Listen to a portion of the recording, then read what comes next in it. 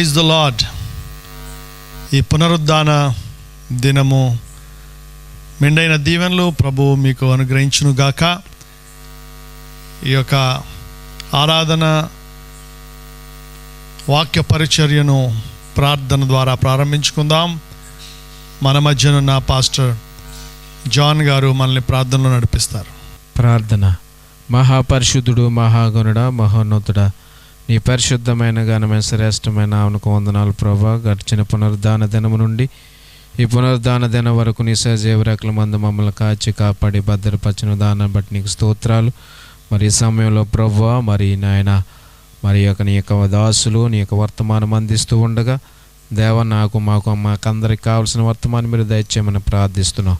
దేవ ప్రతి బిడ్డకి వెనగల చెవి గ్రహించగల మనసును దయచేసి దేవాక్షానుసారంగా జీవించి నీ సాక్షులుగా వాడబట్టకు సహాయం దయచేసి సమస్త మహిమ ఘనత ప్రభావాలు మీరే పొందుకోమని యేసు పరిశుద్ధ నామంలో ప్రార్థిస్తున్నాము మా పరమ తండ్రి. ఆమేన్. ఆమేన్. హల్లెలూయా. 2వ రాజుల గ్రంథము 13వ అధ్యాయము 14వ వచనం. 2వ రాజుల గ్రంథము 13వ అధ్యాయము 14వ వచనం. అంతటా ఎలీషా మరణకరమైన రోగము చేత పీడితుడై ఉండగా ఇజ్రాయేలు రాజైన యెహోయాషు అతని యొద్దకు వచ్చి అతను కన్నీరు విడుచుచు, నా తండ్రి ఇజ్రాయేలు వారికి రథమును రౌతులను నీవే అని ఏడ్చెను. దైవజనుడు 2 పాళ్ళ ఆత్మ కలిగిన ఎలీషా ప్రవక్త మరణకరమైన మంచం పట్టి ఉన్నాడు. దేశం యొక్క రాజు, ఇజ్రాయేలు యొక్క రాజు అయిన యెహోయాషు ప్రవక్త దగ్గరకు వచ్చి మంచం దగ్గర కూర్చుని ఏడుస్తున్నాడు. నా తండ్రి ఇజ్రాయేలుకు రథమును రౌతులను నీవే కదా. ఇజ్రాయేలు నమ్ముకున్నది రథాలని కాదు, రౌతులను కాదు, బాణములను కాదు, సైన్యాన్ని కాదు, గుర్రాలను కాదు. ప్రియదేవుని బిడ్డ, కేవలము దేవుని ఆత్మ కలిగిన దైవజనుడు దేవుని దగ్గర నుండి సందేశాన్ని పొందుకొని రాజుకు తెలియజేసేటువంటి గొప్ప దైవజనుడు ఉన్నాడు. కాబట్టే ఇన్ని సంవత్సరాలు ఇజ్రాయేలీలు గెలిచారంటే దానికి కారణం దేవుడి దైవజనుడి ద్వారా వాళ్ళను నడిపిస్తున్నాడు. కాబట్టి యుద్ధం ఎలా చేయాలో, ఎప్పుడు చేయాలో, ఎక్కడ మాటు వేయాలో ఇవన్నీ కూడా దేవుడు ఆనాడు ఇజ్రాయేలు ప్రవక్తలకు బయలుపరిచాడు. ఈ జ్ఞాపకం ఉండే ఉంటుంది. రెండవ దినవృత్తాంతంలో 20వ అధ్యాయంలో చూస్తే యెహోషాపాతు రాజు మీదకి 3 శత్రు సమూహములు, సైన్యములు ఒకేసారి దండెత్తినప్పుడు యెహోషాపాతు భయపడి యెహోవా యొద్ద విచారణ చేయటానికని యూదా అంతటా ఉపవాసము ప్రకటించాడు.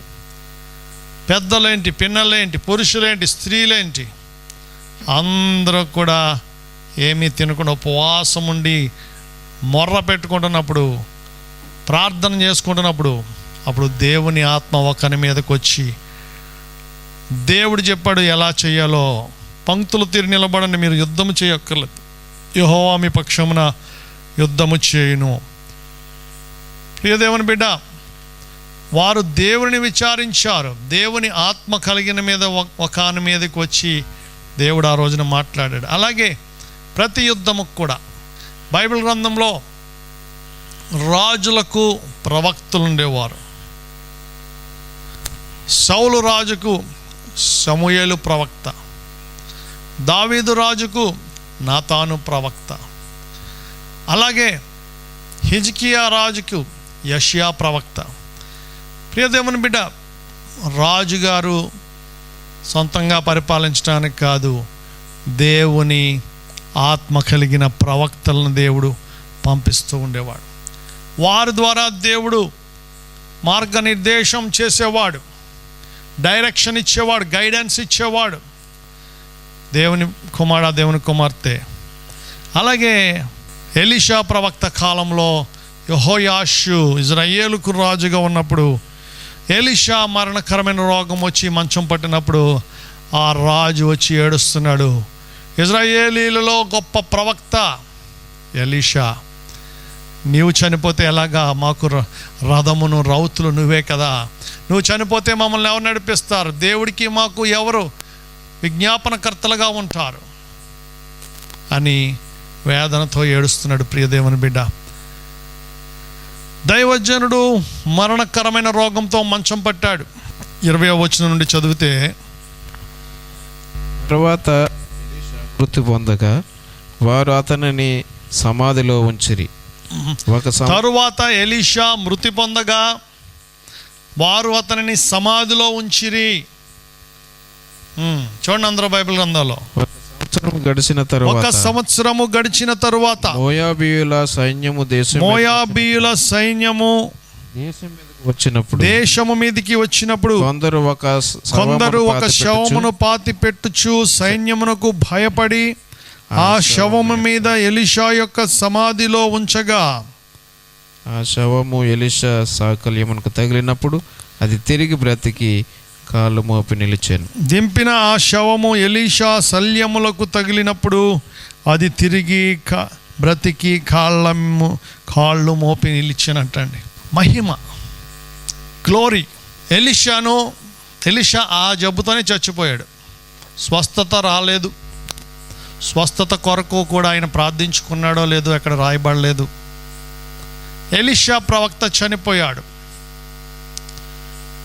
ఆయన గురువు గారు ఏలియా ప్రవక్త ఏమో మరణము చూడకుండా ఆకాశం నుంచి గుర్రములు అగ్ని రథములు వచ్చి ఆయన తీసుకుని వెళ్ళిపోయాయి. మరణం చూడకుండా వెళ్ళిపోయిన రెండవ మానవుడు ప్రపంచ చరిత్రలో లేక బైబిల్ చరిత్రలో మరణము చూడకుండా వెళ్ళిన రెండవ మానవుడు ఏలియా ప్రవక్త. ఎలీషా పరిచయం మనందరికీ బాగా తెలుసు. దేవుడు ఏలియాను తీసుకెళ్ళిపోయే కాలం దగ్గరకు వచ్చినప్పుడు, ఎలీషా నువ్వు సేవకు పిలుచుకున్నాడు. ఆయన వెళ్ళి తన తండ్రి యొక్క 12 అరకల భూమిని దున్నుచున్న ఎలీషా, అనగా ఎలీషా ఒక ధనవంతుడు. ఎలీషా దగ్గరకు ఏలియా వెళ్ళి నన్ను వెంబడించుమన్నప్పుడు నా తల్లిదండ్రులకు చెప్పి అందరికీ విందు చేసి వస్తానన్నాడు. సరే పోయిరా అన్నాడు. నా వల్ల నీకు నిర్బంధము లేదన్నాడు. వెళ్ళొచ్చిన తర్వాత ప్రియదేవుని బిడ్డ, దైవజనుడు వెంబడించాడు ఎలీషా ప్రవక్త. ఏలియాను ఒక విచిత్రమైన వరం అడిగాడు ఎలీషా. ఏమిటది? నీ మీద ఉన్న ఆత్మ కంటే నాకు 2 పాళ్ళ ఆత్మను దయచేయమన్నాడు. ఏలియా అన్నాడు, నేను మరణము చూడకుండా ఆకాశమునకు ఎత్తబడతాను. గుర్రములు అగ్ని రథములు వచ్చి నేను ఏ క్షణం ఎత్తబడతానో ఎవరికి తెలీదు. ఆ సమయంలో నువ్వు నన్ను చూస్తూ ఉంటే అప్పుడు నా మీద ఉన్న ఆత్మ నీ మీదకి 2 పాళ్ళుగా వస్తుంది అని చెప్పాడు. దేవునికి స్తోత్రం. ఏలియా ఎక్కడికి వెళ్తే అక్కడ నమ్మకంగా వెంబడించాడు ఎలీషా ప్రవక్త. ఏలియా ఎక్కడికి వెళ్తే అక్కడికి నమ్మకంగా వెంబడించాడు. బేతేలు, గిల్గాలు, అలాగే ప్రియదేవుని బిడ్డ ప్రతి స్థలానికి వెళ్ళాడు. ఏలియా ఎక్కడికి వెళ్తే అక్కడికి ఏలియాను విడిచిపెట్టకుండా క్షణము కూడా కనురెప్ప కూడా వేయినట్లుగా అన్నట్లుగా వెంబడించాడు ఎలీషా, శిష్యుడైన ఎలీషా. దేవునికి స్తోత్రం. మొదట గిల్గాల్కు వెళ్తున్నాను, నువ్వు ఉండిపో ఇక్కడ అన్నాడు. లేదు, నేను కూడా వస్తాను, యెహోవా జీవము తోడు, నా జీవము తోడు. ప్రియదేవుని బిడ్డ, తర్వాత నేను బేతేలుకు వెళ్తున్నాను అన్నాడు. నేను వస్తానన్నాడు. తర్వాత ఎరికోకు వెళ్తున్నాను, నువ్వు ఇక్కడ ఉండిపో అన్నాడు. లేదు, నేను రావాల్సిందే అన్నాడు. తర్వాత యోర్దానుకు వెళ్తున్నాను, నువ్వు ఇక్కడ ఉండిపో అన్నాడు. నేను కూడా వస్తానన్నాడు. ప్రియదేవుని బిడ్డ, ఏలియా ప్రవక్త ఆకాశానికి కొనిపోబడే సమయంలో ఎలీషా చూస్తూ ఉన్నాడు కళ్ళారా. పరలోకం నుండి అగ్ని గుర్రములు, అగ్ని రథములు వచ్చి ఏలియాను కొనిపోయేటప్పుడు ఎలీషా ప్రవక్త నేల మీద నిలబడి చూస్తున్నాడు. ఏలియా మీద ఉన్నటువంటి దుప్పటి, కంబళి ఎగురుకుంటూ వచ్చి అప్పుడు దాన్ని ఎలీషా పట్టుకున్నాడు. అది అభిషేకానికి సూచన అన్నట్లుగా. ప్రియ దేవుని బిడ్డ, ఆ యోర్దాను దగ్గర జరిగిన అద్భుతం ఎలీషా ప్రవక్తకు 2 పాళ్ళ ఆత్మను అనుగ్రహింపజేసింది. ఎలీషా ప్రవక్త 2 పాళ్ళ ఆత్మ కలిగిన వాడు, గొప్ప దైవజనుడు. ఏలియా ద్వారా దేవుడు గొప్ప అద్భుతాలు 7 చేశాడు. ఎలీషా ద్వారా దేవుడు గొప్ప అద్భుతాలు 14 చేశాడు. ఏలియా ద్వారా కంటే ఎలీషా ద్వారా 2 పాళ్ళ ఆత్మ, 2 అంతల అద్భుత కార్యాలు దేవుడు చేసి ఉన్నాడు. కానీ ఏలియా మరణము చూడకుండా పైకి వెళ్ళిపోతే ఎలీషా మంచం పట్టి రోగముతో చనిపోయినట్లుగా మనం చదువుతున్నాం. బైబిల్ గ్రంథంలో ఏది దాయలేదండి. బైబిల్ గ్రంథంలో ఉన్నదన్నట్లుగా రాశాడు. కాబట్టి దేవుని బిడ్డలమైన మనము దేవుని వాక్యం, సత్యవాక్యాన్ని జాగ్రత్తగా గ్రహించాలి. దైవజనుడు చనిపోవటం ఏంటి? ఈ మధ్య కరోనా వచ్చి చాలామంది చనిపోతున్నారు. దైవజనులు చాలామంది ఇప్పటికే దాదాపు 40-50 మంది దాకా మరి ఈ మధ్య ఫోటోలు వేశారు, చూచాం. ప్రియ దేవుని బిడ్డ, దైవజనులే చనిపోతే సంఘ విశ్వాసులు ఎంతమంది చనిపోయి ఉంటారు? వాళ్ళందరూ దైవజనుల వల్లే లిస్టులో రావరు, కానీ దానికి ఇంకా 10 రెట్లో 20-30 రెట్లో చనిపోయి ఉంటారు. కాబట్టి దైవజనులు చనిపోవటం ఏంటి అని అనేక మందికి సందేహాలు కలగవచ్చు. దేవుడు ఒక సూచన చూపించాడు. దైవజనుడు చనిపోయినప్పటికీ కూడా ఆయన యొక్క శవాన్ని ఒక సమాధిలో పాతిపెట్టినటువంటి స్థలంలోనికి సంవత్సరం తర్వాత జరిగిన ఒక అద్భుతం 20వ వచనంలో మళ్ళీ చదివితే, తర్వాత ఎలీషా మృతి పొందగా వారు అతనిని సమాధిలో ఉంచిరి. 1 సంవత్సరం గడిచిన తరువాత మోయాబీయుల సైన్యము దేశము మీదకి వచ్చినప్పుడు కొందరు ఒక శవమును పాతిపెట్టుచు సైన్యమునకు భయపడి ఆ శవమును ఎలీషా యొక్క సమాధిలో ఉంచగా దింపిన ఆ శవము ఎలీషా శల్యములకు తగిలినప్పుడు అది తిరిగి బ్రతికి కాళ్ళు మోపి నిలిచెను.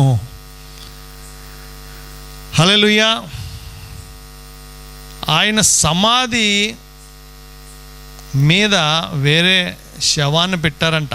సైన్యానికి భయపడి చనిపోయిన ఒక వ్యక్తి శవాన్ని పెడితే ఏం జరిగిందండి? అక్కడ మహా గొప్ప అద్భుతం. ఎవరో ప్రార్థన చేయలేదు, దైవజనులు వచ్చి ప్రార్థన చేయలేదు, దేవదూతలు వచ్చి బ్రతికించలేదు, అసలు బ్రతుకుతాడని ఎవరో విశ్వాసంతో కూడా లేరు. పాతి పెట్టడానికి తీసుకెళ్ళిన శవాన్ని ఆ గుహలో సమాధి మీద, దైవజనుడు సమాధి మీద పెట్టినప్పుడు ఆ చనిపోయిన శవం తిరిగి లేచి నిలబడినట్లుగా మనం చూస్తున్నాం. ప్రియ దేవుని బిడ్డ, అభిషేకం. ఏలియా ఎప్పుడు ఏలియా దగ్గర ఎప్పుడు కూడా ఎలీషా అభిషేకాన్నే కోరుకున్నాడు. అభిషేకాన్ని దేవుడిచ్చాడు. దైవజనుడి ద్వారా 2 పాళ్ళ ఆత్మతో దేవుడు వాడుకున్నాడు. చాలా కాలం వాడుకున్న తర్వాత ఆయన పని ముగించుకుని వెళ్ళిపోవాల్సిన సమయంలో ఆయన చనిపోయాడు. హల్లెలూయా. ఏ తప్పు చేయలేదు ఎలీషా. తప్పు చేసినట్టు ఎక్కడ రాయబడలేదు. బైబిల్ గ్రంథంలో తప్పులు చేసిన భక్తుల గురించి స్పష్టంగా రాశాడు. కానీ ఈ దైవజనుడు తప్పు చేయలేదు కాబట్టి రాయలేదు. కానీ ఆయన పని పూర్తి చేసుకున్నాడు. వెళ్ళాల్సిన సమయం వచ్చింది కాబట్టి ఇప్పుడు ఆయన వెళుతున్నాడు. 2వ తిమోతి పత్రిక 4వ అధ్యాయం 7-8 వచనాలు చదువుదాం. అందరూ కూడా తెరవండి. 2వ తిమోతి పత్రిక 4వ అధ్యాయము 7-8 వచనాలు. మంచి పోరాటము పోరాడి తిని, నా పరుగు కడముట్టించి తిని, విశ్వాసమును కాపాడుకుంటుని. ఇక మీదట నా కొరకు నీతి కిరీటము ఉంచబడి ఉన్నది. దేవునికి మహిమ కలుగును గాక. ప్రియ దేవుని బిడ్డ, మంచి పోరాటం పోరాడాను, నా పరుగు కడముట్టించాను, విశ్వాసాన్ని కాపాడుకున్నాను. ఇక మీదట నా కొరకు నీతి కిరీటము సిద్ధంగా ఉంది. దేవునికి స్తోత్రం. అపోస్తలుడైన పౌలు కొత్త నిబంధనలో దేవుడు అందరికంటే ఎక్కువగా వాడుకున్నాడు. ఎక్కువ స్థలాన్ని బైబిల్లో ఆయన కొరకు కేటాయించాడు. ఎక్కువ పత్రికలు రాయించాడు. 7 సంఘాలకు రాశాడు. ఆ భక్తుడు రాసిన చివరి పత్రిక తిమోతికి రాసిన 2వ పత్రిక. తిమోతి, త్వరగా రా, శీతాకాలం రాకముందే నువ్వు రా, నిన్ను చూడాలనుంది తిమోతి అని ఈ పత్రికలో పలుమార్లు పౌలు భక్తుడు తిమోతిని పిలిచాడు. కానీ తిమోతి అనుకున్న సమయానికి రాలేకపోయాడు. ఉత్తరం లేటుగా అందిందో మొత్తం మీద ఈ పత్రికలో రాయబడలేదు. కానీ ఈ సంఘ చరిత్రలో తిమోతి ఆ తర్వాత తన ఆత్మీయ తండ్రిని, గురువుగారిని వెతుక్కుంటూ వెళ్ళేసరికి ఆ ప్రాంతంలో ఆయన లేడట.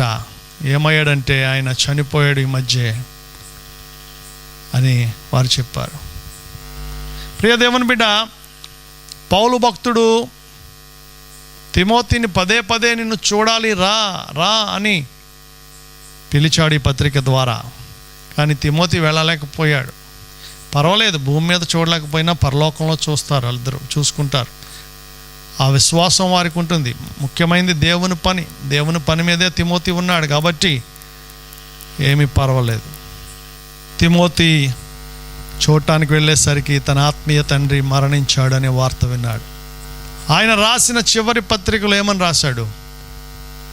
మంచి పోరాటము పోరాడుతాను. I fought a good fight. విశ్వాసమును కాపాడుకుని, ఐ కెప్ట్ మై ఫెయిత్. నా పరుగు కడముట్టించి తిని, ఐ ఫినిష్డ్ మై రేస్. ఇక మీదట నా కొరకు నీతి కిరీటము, ఇప్పుడు బహుమానం. ఈ భూమి మీద చేయవలసింది చేసేసాను, తర్వాత ఏంటి? పరలోకములో నీతి కిరీటం. ప్రియమైన దేవుని బిడ్డ, పౌలు భక్తుడు శ్రేష్టమైన మాటలు మాట్లాడుతున్నాడు. ఆయన ఎలా చనిపోయాడు? ఆయన తలకాయ నరికి చంపేశారు, శిరచ్ఛేదనం చేయబడ్డాడు. మరొక భక్తుడు, గొప్ప భక్తుడు, చచ్చిపోయిన వాళ్ళు లేపాడు. ఆయన వస్త్రాలు ముట్టుకున్న వాళ్ళు బాగుపడ్డారు, ఆయన నీడ పడిన వాళ్ళు బాగుపడ్డారు. ఆయన ద్వారా 1000 మంది ఆ రోజుల్లో ప్రత్యక్షంగా రక్షణ పొందారు. అటువంటి ఆయన అలాంటి మతోన్మాదుల చేతిలో దిక్కుమాలను చావటం ఏంటి అనుకుంటామేమో మనం. ప్రియదేవుని బిడ్డ, ఎలా చనిపోయామనేది కాదు, ఎలా బ్రతికామనేది ముఖ్యం. కాకలేగా కలకాలం బ్రతకడం కంటే హంసలాగా 6 నెలలు బ్రతకడం మేలు అంటారు. నేనంటాను హంసలాగా కలకాలం బ్రతకాలంటాను. దేవునికి స్తోత్రం.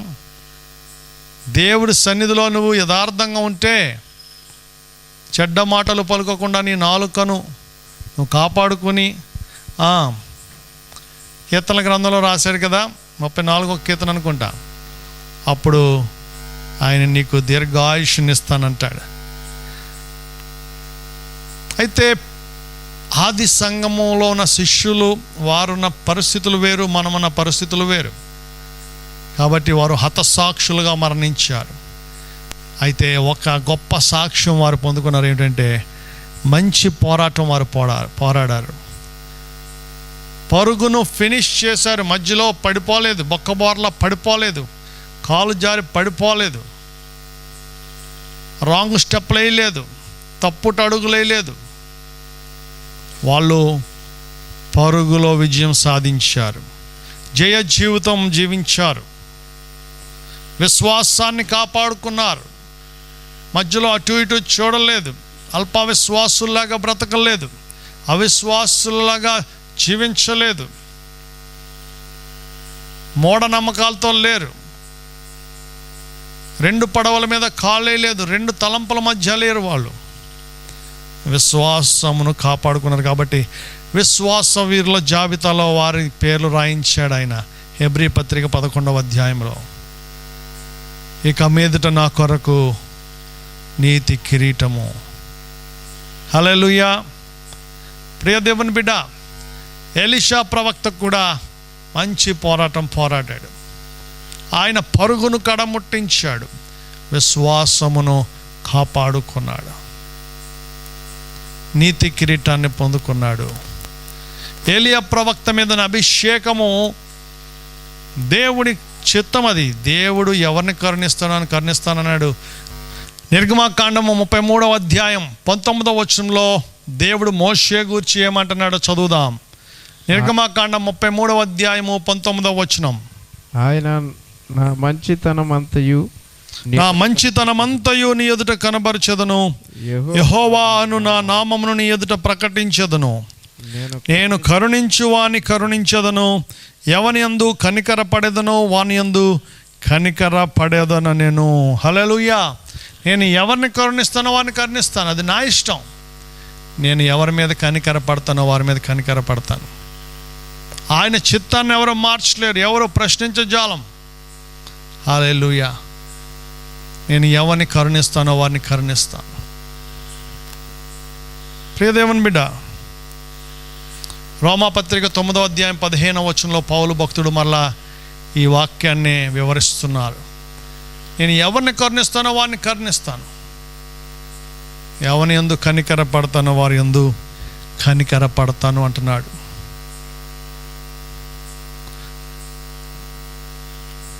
నిన్నటి దినం మన పట్టణంలో ఒక యవన పాస్టర్ గారు చనిపోయాడు. ఆషీర్ తమ్ముడు చిన్న వయసులో సేవకు సమర్పించుకుని కొన్ని ఆత్మలు ప్రభు తట్టు తిప్పగలిగాడు. యవనస్తుల మధ్య బలంగా వాడబడ్డాడు. దాదాపు ఒక 10 ఏళ్ల క్రితం మరొక యవనస్తుడు ఉండేవాడు మన ఊర్లో, పాల్మూర్తి. ఆయన అన్యజనుల నుంచి రక్షించబడి గొప్ప సభలు పెట్టాడు. తాడేపల్లిగూడెం పట్టణంలో దాదాపు ఒక 10 ఏళ్ళు కష్టార్జితాన్ని ఖర్చు పెట్టాడు. ఎవరి దగ్గర చందా తీసుకోకుండా తను ఫోటోగ్రాఫర్గా పనిచేస్తూ ఆ డబ్బుతోనే సభలు పెట్టేవాడు. ఎన్నో శ్రమలు ఎదుర్కొంటూ కూడా సభలు పెట్టడం ఆపలేదు.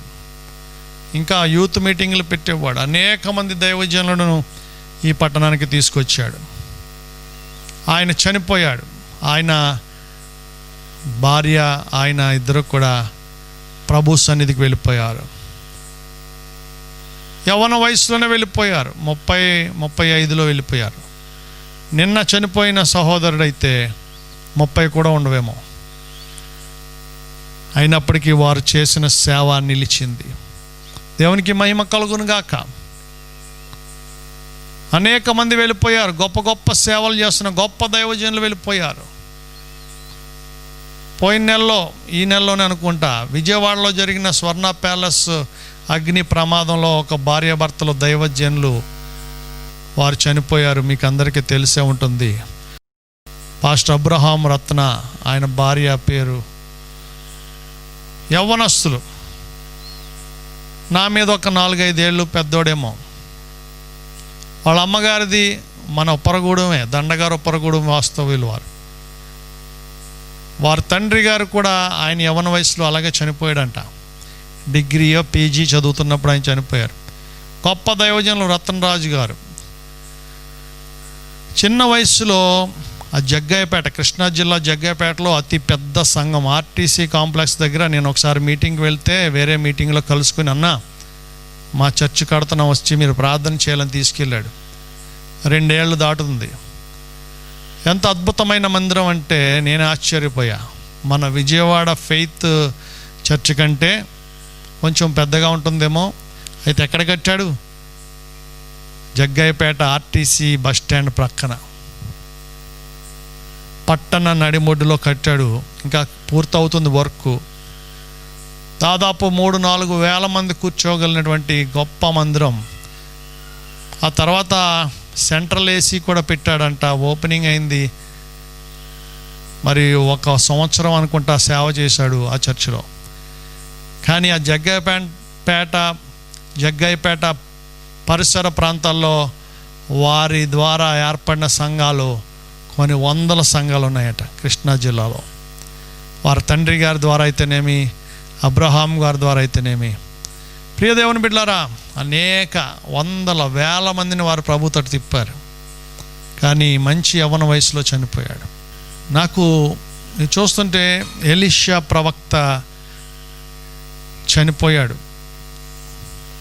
ఆ కాల మరణం అని చెప్పొచ్చు. కానీ ఆయనను దేవుడు అవమానపరచలేదు, ఆయనను దేవుడు ఘనపరిచాడు. ఎందుకంటే ఎలీషా దేవుణ్ణి ఘనపరిచాడు కాబట్టి దేవుడు తిరిగి ఎలీషాను ఘనపరిచాడు. మహాపరిశుద్ధుడు, మిక్కిలి కృపా కనికరం కలిగిన మా పరమ తండ్రి, ఎలీషా భక్తుని జీవితంలోంచి మాతో మాట్లాడిన విధానం బట్టి మీకు వందనాలు, స్తుతులు, స్తోత్రాలు చెల్లిస్తున్నాము నాయన. నీ బిడ్డల కుటుంబాలకు వ్యతిరేకంగా పనిచేసే ప్రతి దురాత్మ, దుష్ట, చీకటి, అంధకార శక్తులను, నోటి మాట, కంటి చూపు, మంత్రపు చేతబడి శక్తులను, 3-4 తరముల పితరుల దోషములు, శాపములు, వ్యాధులు, వ్యసనాలను నజరేయుడైన యేసు నామములో మేము భూమి మీద బంధిస్తుండగా మీరే పరలోకంలో మత్తయి 18:18 ప్రకారం బంధించినందుకు నీకు వందనాలు చెల్లిస్తూ, అభిషేకం ద్వారా ప్రతి సాతాను కాడిని విరగొట్టమని ప్రార్థనంతటికీ జవాబులు ఇచ్చినందుకు వందనాలు, స్తుతులు, స్తోత్రాలు చెల్లిస్తూ ఈ వారమంతా మీ సన్నిధిని బిడ్డలకు తోడుగా ఉంచి మీరే మహిమ పొందమని ప్రార్థనకు జవాబు ఇచ్చినందుకు వందనాలు, స్తుతులు, స్తోత్రాలు చెల్లిస్తూ యేసు పరిశుద్ధ నామం నమ్మికిల వినయముతో బ్రతిమలాడి వేడుకొని మీ పాదముల చెంత చేరి ప్రార్థన చేయుచున్నాము మా పరమ తండ్రి. ఆమేన్. మన పరమ తండ్రి అయిన దేవుని ప్రేమయు, కుమారుడైన యేసు క్రీస్తు యొక్క కృపయు, పరిశుద్ధాత్మ దేవుని అన్యోన్య సహవాసము, సమాధానం, ఆశీర్వాదం, అభిషేకము, స్వస్థత, కాపుదల, క్షేమాభివృద్ధి ప్రియ దేవుని బిడ్డలారా సదా మీకెల్లరకు తోడై నడిపించును గాక. ఆమేన్.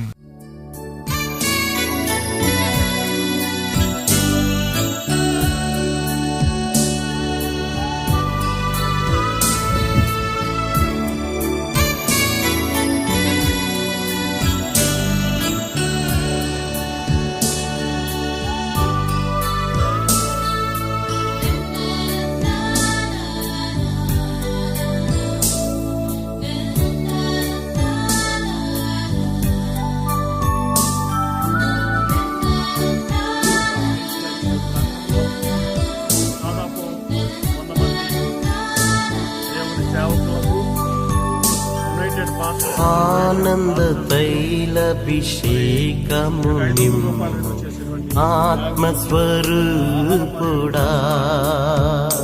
నాకు ఆనంద తైలభిషేకము నిమ్ము ఆత్మస్వరూపుడా, ఆత్మస్వరూపుడా, నా ప్రేమ పూర్ణుడా, పరిశుద్ధాత్ముడా, నా ప్రేమ పూర్ణుడా, ఆనంద తైలభిషేకము నిమ్ము ఆత్మస్వరూపుడా.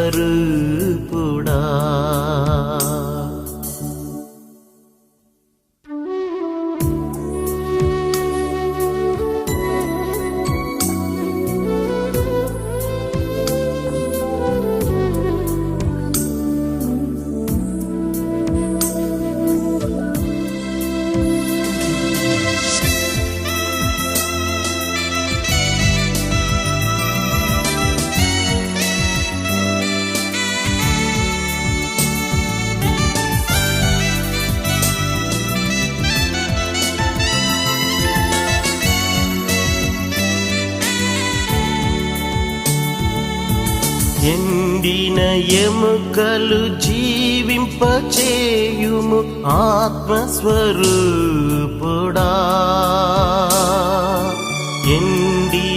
ఎముకలు జీవింపచేయుము ఆత్మస్వరూపుడా, పరమాత్మ స్వరూపుడా. ఆనంద తైలభిషేకము నిమ్ము ఆత్మస్వరూపుడా.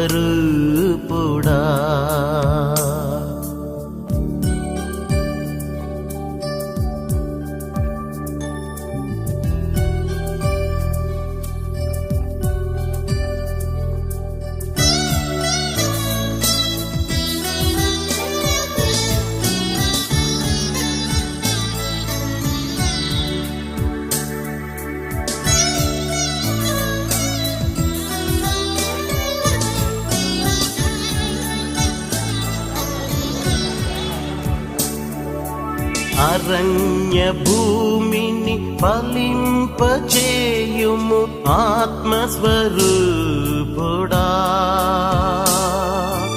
అరణ్య భూమిని ఫలింపచేయుము ఆత్మస్వరూపుడా.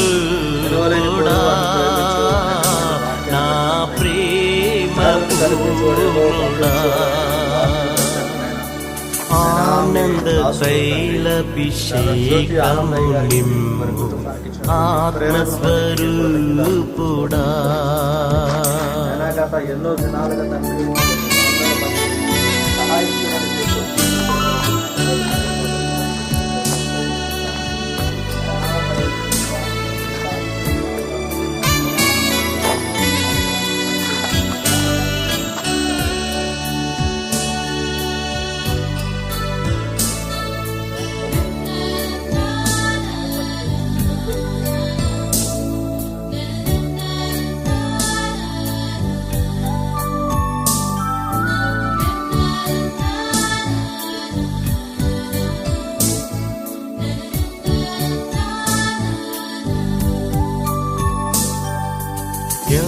యౌవనులకుని దర్శనమిమ్ము ఆత్మస్వరూపుడా,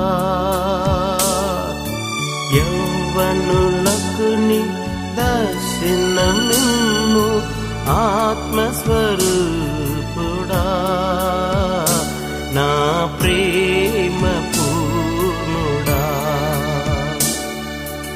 ఆనంద తైలభిషేకము నిమ్ము ఆత్మస్వరూపుడా.